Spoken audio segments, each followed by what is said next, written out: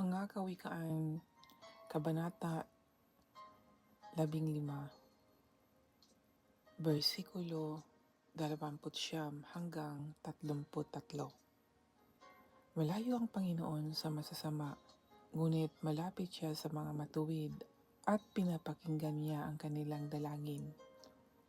Ang masayang mukha ay nagbibigay ng tuwa at nagpapasigla ang magandang balita. Ang taong nakikinig sa mga turo ng buhay ay maibibilang sa mga marurunong. Pinapasama ng tao ang kanyang sarili kapag binabaliwala niya ang pagtutuwid sa kanyang pag-uugali. Ngunit kung makikinig siya, ang takot sa Panginoon ay nagtuturo ng karunungan at ang nagpapakumbaba ay pinapangaralan.